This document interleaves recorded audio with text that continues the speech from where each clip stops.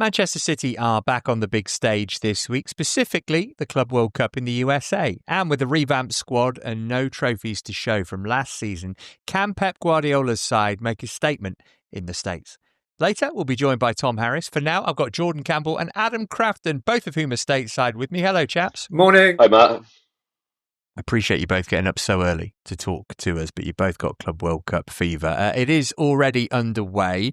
Manchester City play their first match on Wednesday. Adam, you're in New York, where much of the wider tournament hype is building. How's it been received in the US so far, and is hype an appropriate word to use?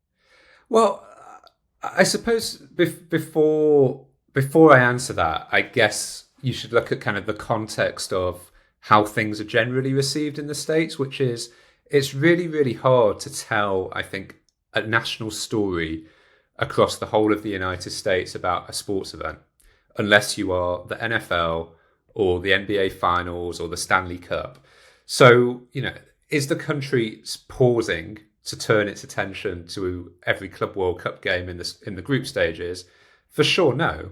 But at the same time, I think there are pockets in certain markets which so far are really enjoying it. Whether it's I was at the game between Palmeiras from Brazil and FC Porto last night in New York City, which had 46,000 people there, which is, I think, on the one hand, it's 40,000 empty seats at MetLife Stadium because it's such a big stadium.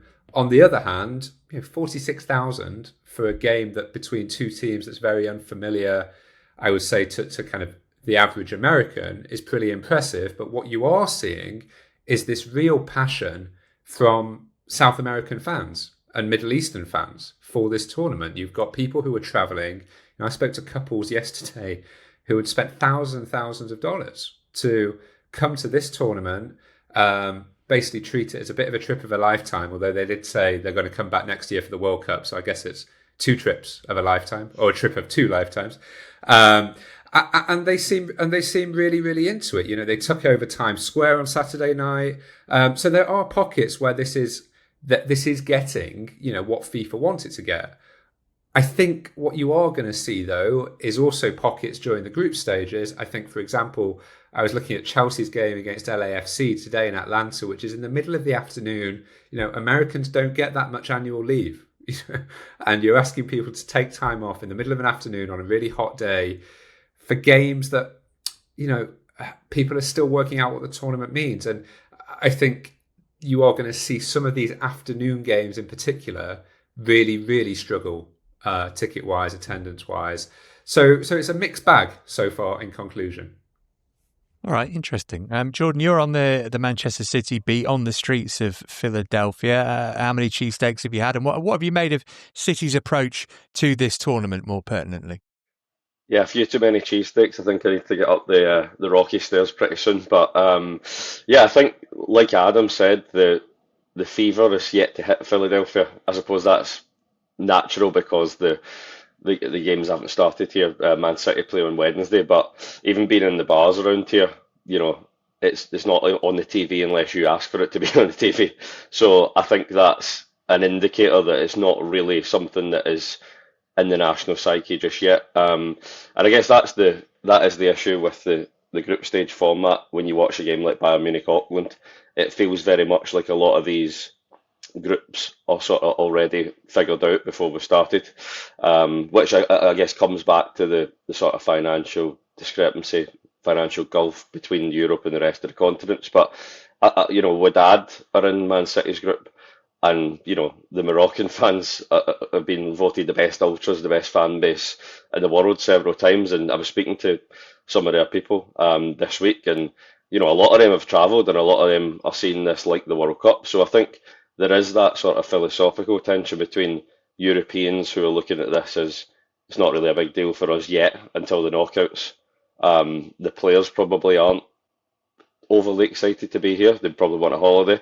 But for the club and the guys behind the scenes, if you win this, it's potentially worth close to 100 million. So, that is what legitimises it. That's what validates it for the big clubs. But I guess there's that tension between the smaller clubs from the less glamorous nations, the less popular successful continents compared to Europe, this is a big deal for them. And I think, you know, Man City playing Wydad, playing Al Ain, the scoreline should be pretty comfortable. I don't think it'll be 10-0 like it was with Auckland, because, you know, they're the only part-time team here. But, you know, it is difficult to go into that game with much jeopardy. So I guess that's the thing that the tournament is battling with. As you say, then it's Wydad, the Moroccan champions, first up for City on Wednesday, then Al Ain later in the week, before Juventus, the more familiar name to most, certainly from a European perspective. I mean, I guess, Jordan, that's probably the only serious test for City is in the group stage, but even then, both teams might already have qualified by then, or is that being disrespectful to Wydad and Al Ain? Well, I mean, we don't know yet, so we've got to be fair and say that we need to see what the level of these teams are. I guess we're basing it on probably the national team level, and you know that's obviously a huge goal for Man City. But yeah, I think it's fair to say that it will come down to that last game to decide who's first or second, and even then, does it really matter because you're both getting through? So I guess that's the one thing that, you know, if they did on a league phase like the Champions League, you know, potentially it could have been different that way, but then it's a slippery slope towards, you know, a European Super League or a global Super League. So I guess, you know, you need to be careful what you wish for. But yeah, I think that Man City should take care of it, and it will probably be good for Rodri, you know, especially as he's making a comeback, such an important player to City. You've seen how much they missed him last season. For City to be able to ease him back in, maybe bring him on for half an hour, 45 minutes in these games will be big. And they've made four new signings. City, they're treating this very seriously. They want to win it, and they wanted to get their players in very early. And Hugo Viana, the new director of football, has obviously made an impressive start, bringing in Cherki, Aït-Nouri, Reinders, Bettinelli as a backup goalkeeper. So you've seen Man City almost transform their squad within a matter of a few weeks. You know, you've got the average age back down, and all of a sudden it feels like the Kevin De Bruyne hole that they've left is not quite as big a hole now. So I think there's a lot of positivity at Man City, and it's sort of flipped. Obviously you've got the 115 charges waiting in the background for a long time now, but you know, if you look at the squad plan in isolation, I think you can see there's a real gear shift for Man City this summer. In terms of actually winning the tournament, Adam, has that increased in importance for City, given that they're not the champions of England anymore? You know, they want to raise their global profile or keep it as high as it has been, and winning this tournament will go some way to doing that, I guess. Yeah, I think there's a few reasons why some of the big teams involved, particularly kind of the PSGs, Man City, Real Madrid, Atletico Madrid, really do, at boardroom level at least, really do like this competition. And look, I mean, to be clear, a few of them were talking about walking away from the competition in November, and then all of a sudden they found out there was $1 billion prize money on the table, and they became suddenly very excited about it. So that explains a lot of the excitement. That the disparity between the participation money is really big between kind of the big European clubs and the clubs from the other continents. So I think for example, if you're an MLS team, you're probably going to get around $9.5 million. Whereas European teams are getting, you know, several multiples of that. FIFA would probably say that, you know, well, if we start giving the same money we'd give to European teams to, I don't know, MLS, South America, to a certain number of teams, that would really distort those leagues back home, because all of a sudden they've got an amount of money that the rest of the leagues can't compete with. They don't seem to have the same problem when they're giving sort of PSG, you know, probably $100 million this summer, which will have a distorting effect on the French league, for example. So there's all sorts of challenges and contradictions to that. I think with City, I think it's become more important almost because it's a pre-season for them, as well as a post-season, just because they're probably not going to do the usual summer tour after this. So I guess it's a chance for Pep Guardiola to reset. We've seen he's almost completely cleared out his coaching staff and brought in a raft of new backroom assistants. Pep Lijnders, who was at Liverpool previously. There's other ones that I'm sure Jordan will talk about as well. But City do seem into this. They have been trying really hard over the last few years to push their brand in the United States. We know they have this multi-club model. They've got a team in New York City. They often go on tour here. A bit like PSG, City's kind of their merch is quite lifestyle as a brand, and you do see a lot of it. Walking around the States, I see a lot. I've been living here over a year now. I do see more Man City merch and more City kind of apparel than I see from quite a few other Premier League teams. I'd probably include Man United in that in terms of who I see more of.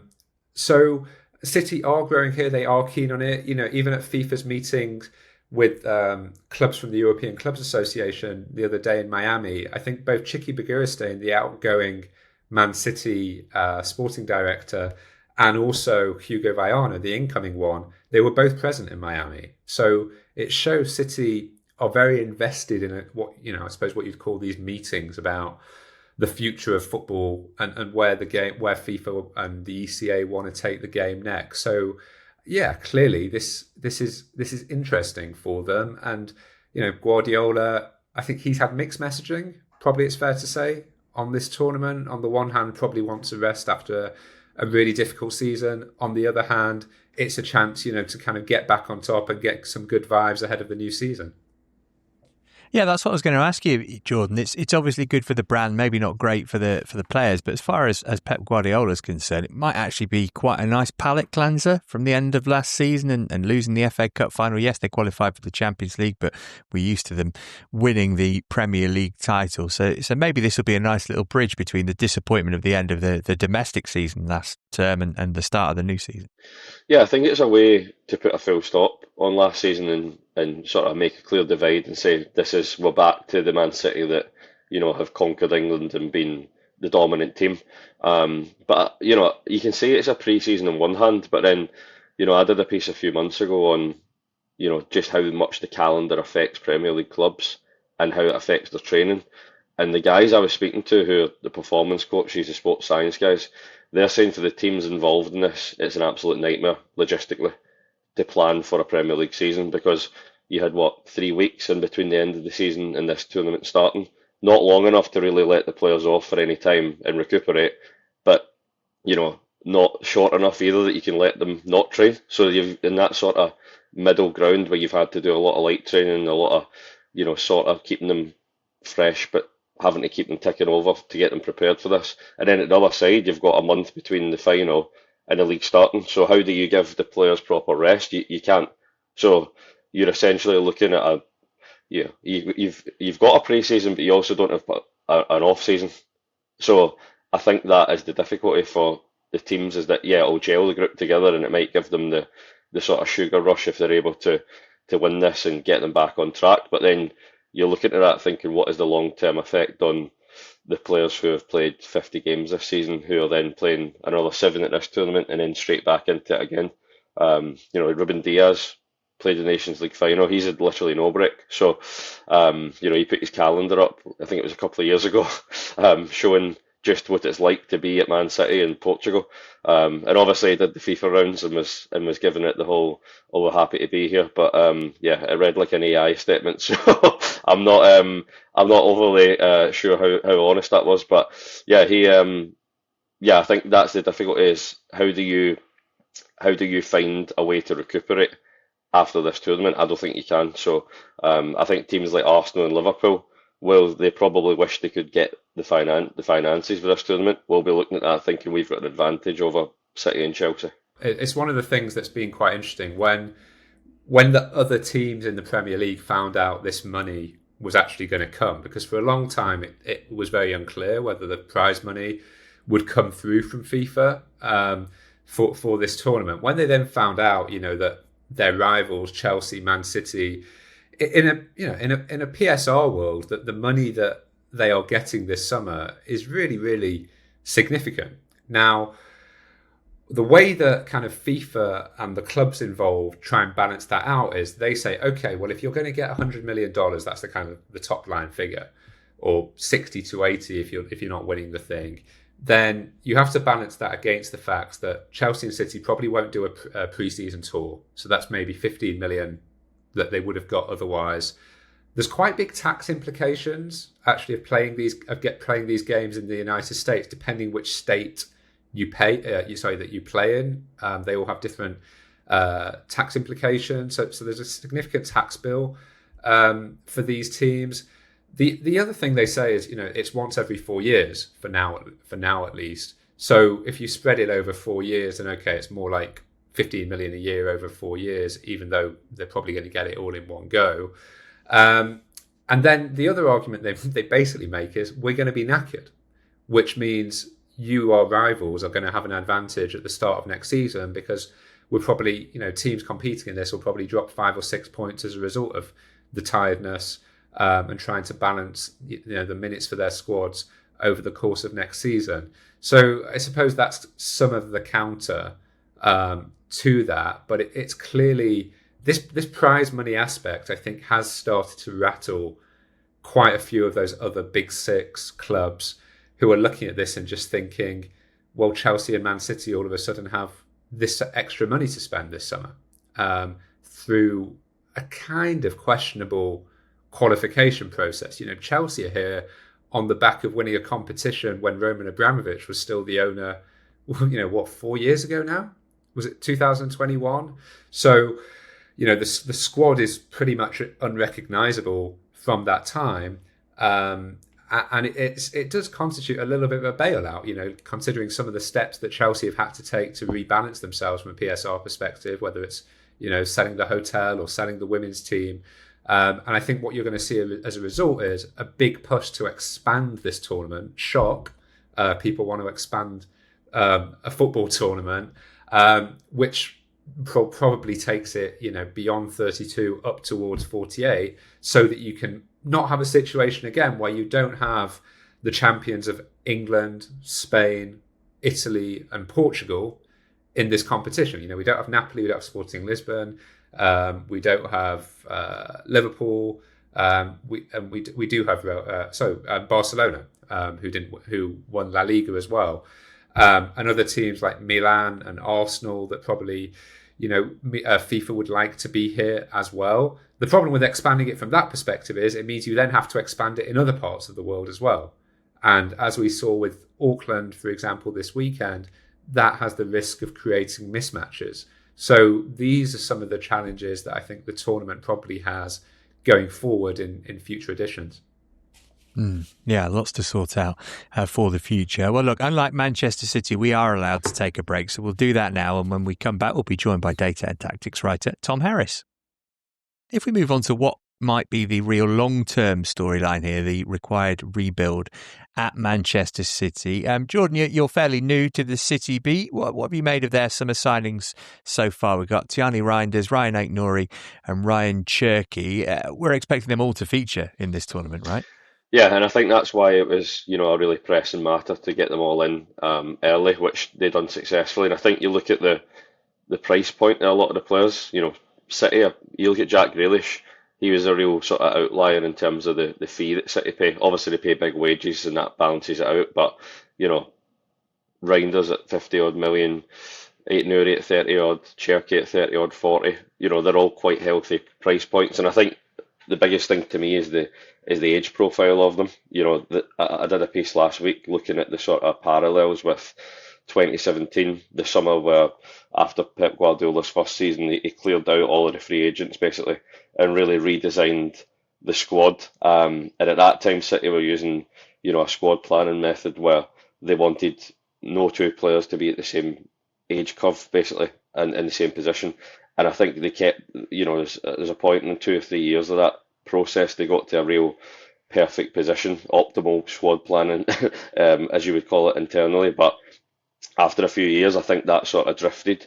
And I caught up with them last year. I think you saw that the team was aging, they lacked the dynamism that they had had to press and play Pep Guardiola's style of play. So I think this summer has been a move back towards what we recognise as a City squad and a balanced squad. So that to me is the biggest thing. I'm sure Tom will talk about his opinions on the tactical side of things, but the one thing I've noticed is just how many sort of dribblers and 1v1 players he's brought in, and that to me is the biggest sign of where the next evolution is.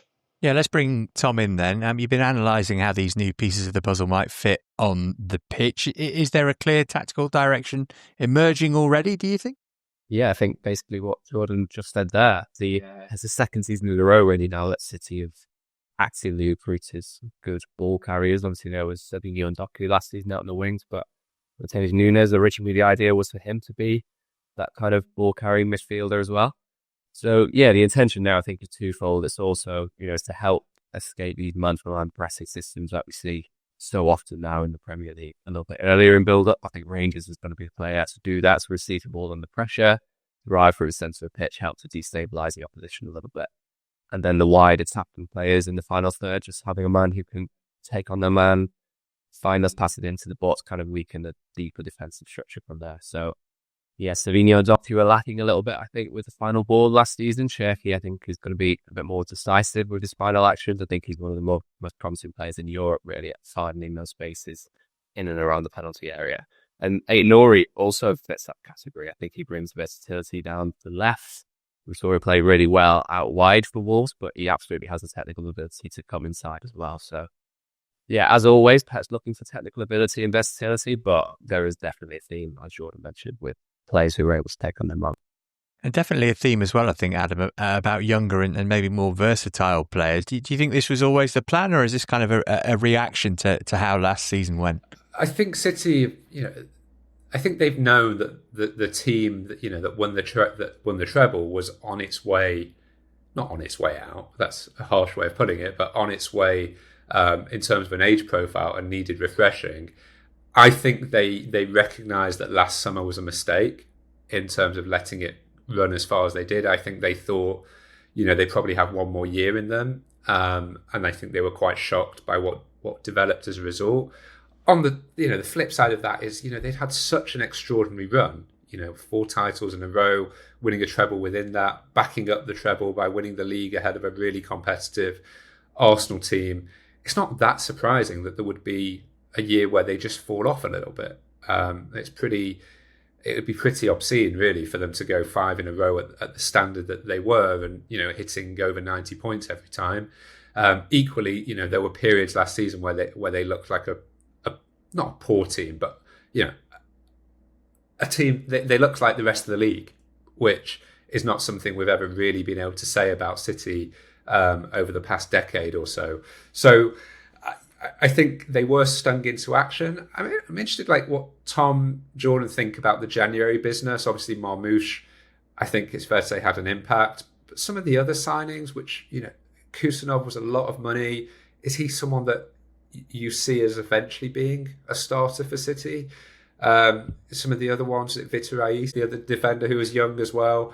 I'm just curious where you think those kind of players are going to fit next season. Are they players we expect to see start one game a week, or do they feel like strange signings now? Yeah, I mean, Marmoush is the one which makes sense and will continue to make sense, because I think he is something that City he has that kind of springiness. He's very kind of powerful in the final third, allows them to play a little bit more of the transition. And I think Kusanov makes sense as well. I mean, I'm not really sure what happened towards the end of the last season, where he was really thrown into the deep end. I think it was Chelsea, Real Madrid, Liverpool, all within 2 weeks, and then kind of disappeared. But I think he does have that kind of, the Premier League is becoming all about intensity and pace and end-to-end games, and I think he adds a little bit of physicality.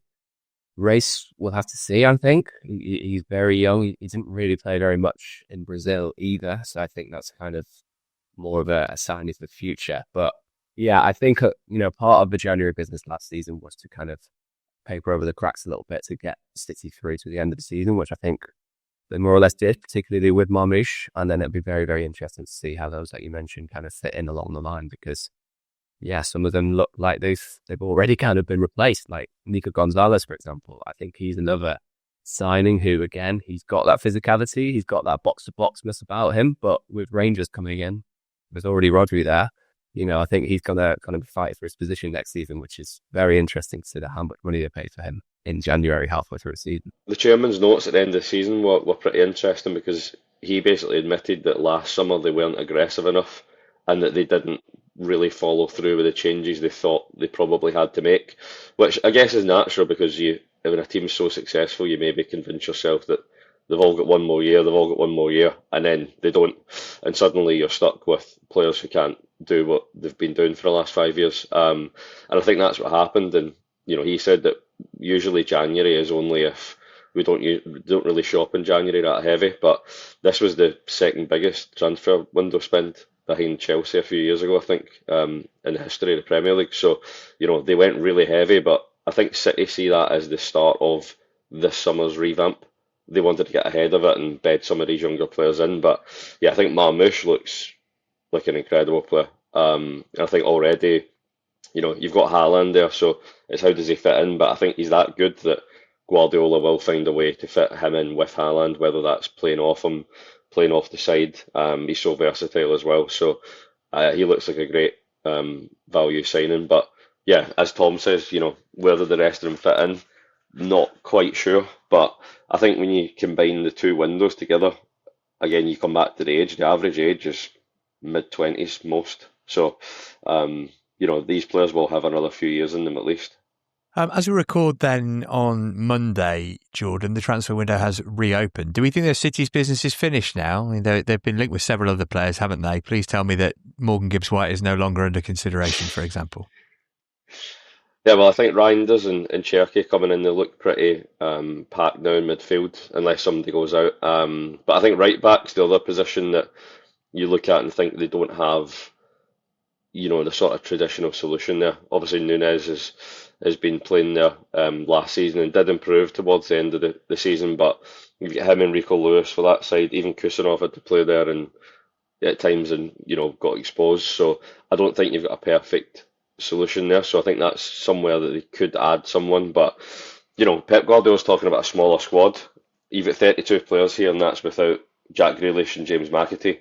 So 34 doesn't go into 25, and that's without adding another couple of players. So I think it's going to need to be about getting players out the other way now before they add more players, because Guardiola is very strong in that he doesn't like working with a huge group of players. And traditionally, City have always been in the bottom, either the fewest players or the team with the bottom five in terms of players used. So last season was the most they've ever used. Injuries played a part in that as well, but form played a part. So I think he would like to revert back to a sort of tight group of 15, 16 players who play the majority, and then he can pad it out with another 5, 6 academy players. But people are going to have to go out for that to happen. So Pep Lijnders has come in. It's drawn a lot of attention. How significant do we think this is in terms of shaping what City become next, Adam? It's interesting from Guardiola, isn't it? It's kind of a page from the Sir Alex Ferguson playbook of long-time manager refreshes his backroom staff every once in a while just to give him a sort of an extra challenge and change things around the coaching staff, if not with the head coach. Yeah, I guess it's a way of preventing things from becoming stale, from always hearing the same voices.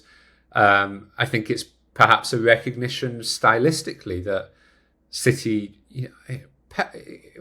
if you think of when Pep first came in, when we think of him as that kind of Barcelona team of 2009 to 11, and then you think of the kind of football that Pep Lijnders was coaching at Liverpool under Jurgen Klopp. I mean, it's a really significant shift in many ways. Now, it may well be that Pep still is the person who sets the tone in terms of this is the way we're going to play, and it's your job to impose these principles. And Pep Lijnders, I'm sure, is capable of putting on a session, that suits any style of play, to be quite honest, once you're a coach at that level. But it is going to be interesting, to see the extent to which the team starts to resemble Pep Lijnders' ideas relative to Pep's ideas, or whether it is just a case of, I want someone else's voice to deliver my ideas from Pep's perspective.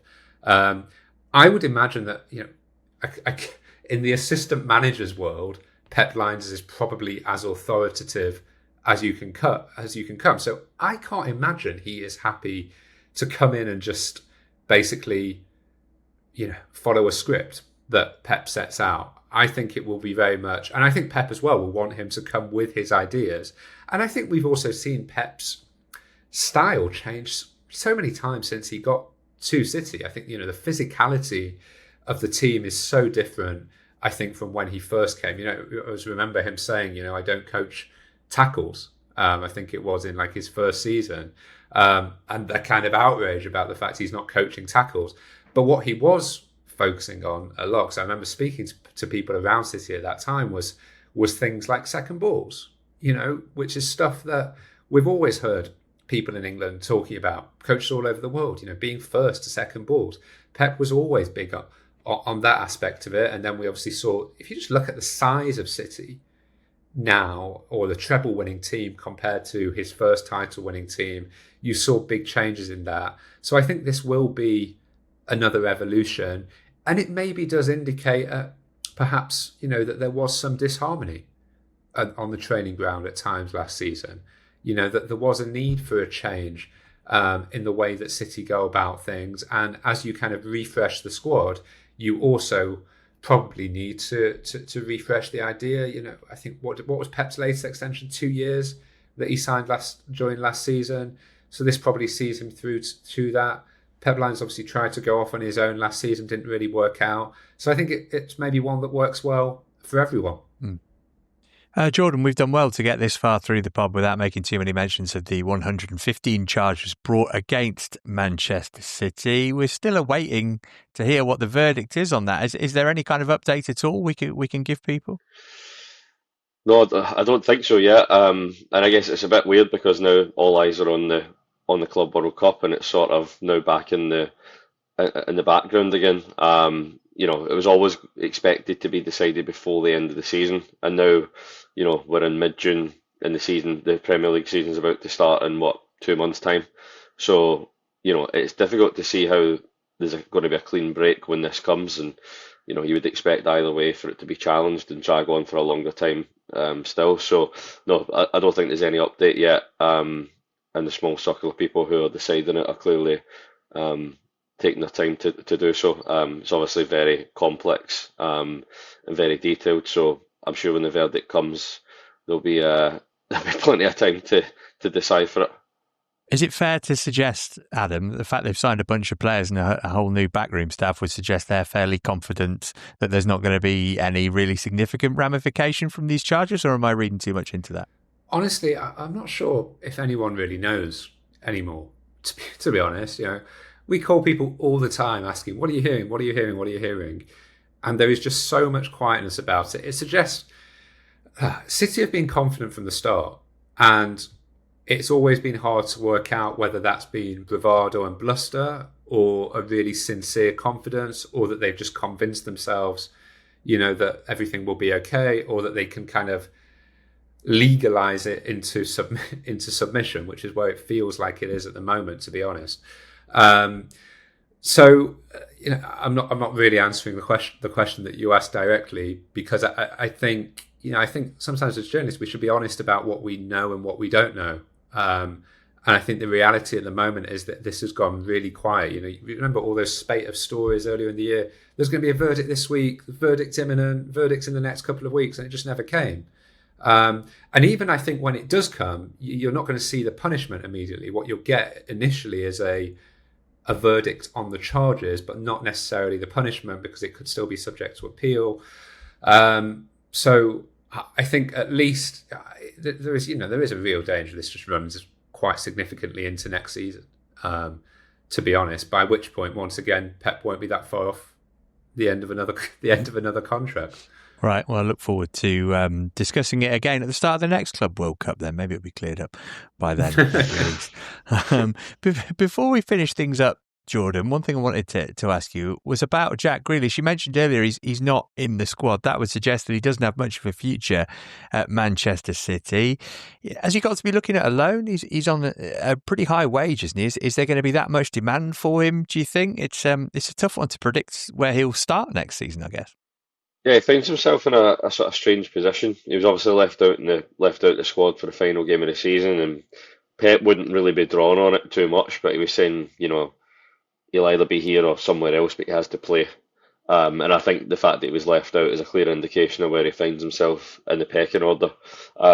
So yeah, he's touching 30 now. He's not a kid anymore. And I think he's obviously changed from the player that we've seen at Aston Villa. So it's any teams who are wanting to bring him in, do they see him as that sort of team player, or that sort of cog in the wheel that he's become in City? And even in his best season, the treble winning season, he was not the flashy player that you've seen at Aston Villa, where he was allowed to roam around and dribble with the ball and was a maverick. So I think it's difficult for a team to go and pay the money that it would take to get him out and pay the wages to get him out. When you're basing it on probably form of 2 years ago. So yeah, I think he finds himself in a tricky position, but I think ideally you would look at a player like that and want to recoup some of the money you spent on him, rather than put him out on loan for the last 2 years of his contract. But I think it's going to be difficult to do that maybe this summer. So it could potentially be a loan with an obligation or an option at the end of the season. But yeah, I think that's something that's going to be decided over the next few weeks. Just looking at the Premier League table, Tom, and trying to think of a team that he might fit into. He's always felt like quite a Spursy player, but maybe not a Thomas Frank type of player. Do you think he might have to look outside of England for his next move? I think potentially, yeah. There's a piece on The Athletic by Mark Carey who's gone through some of the clubs that he could end up at. And a lot of the focus there was on teams who are a little bit more transitional, because that's where Grealish thrives in terms of driving teams up the pitch. I think this season, particularly this season at City, he's either been placed out wide with not a lot of support from fullbacks. There was a game at Villa Park in December where he just constantly got the ball and he was outnumbered and there was no overlap and he was running into the kind of defenders. Or playing in the middle, which was an interesting development through the season at City. But I think he played quite well there as a centre midfielder, kind of with a little bit more control over the ball, kind of dictating the rhythm of the play. So there is kind of versatility there with Grealish. But obviously, if you are seeing who aren't City and, City can afford to kind of make these experimentations with players like Grealish. If you're a lower team like that, you want him on the wings, you want him running at players, and you want him kind of cutting inside with a little bit more space than he has had at City over the last couple of seasons. So yeah, maybe abroad is the place to look, because it's gone well for other players who have struggled in the Premier League recently, particularly out wide. All right, we'll have to wait and see on Jack Grealish. Then, of course, The Athletic will be the best place to keep across any potential moves for him and countless other players looking for new employment this summer. That will just about wrap things up for this episode of The Athletic FC. Thanks to Jordan, to Tom and to Adam, and thanks to you for watching. Don't forget to like the video and subscribe to the channel if you haven't already. You can leave us comments below with your thoughts too. That's all for now. We'll catch you next time. If you want to watch more episodes of the show, please subscribe to the channel. We'll be joined by the likes of David Ornstein, Matt Slater, Adam Crafton, Carl Anker, and plenty more through the season. If you'd like to listen to the episodes in full in audio form, search The Athletic FC wherever you get your podcasts from.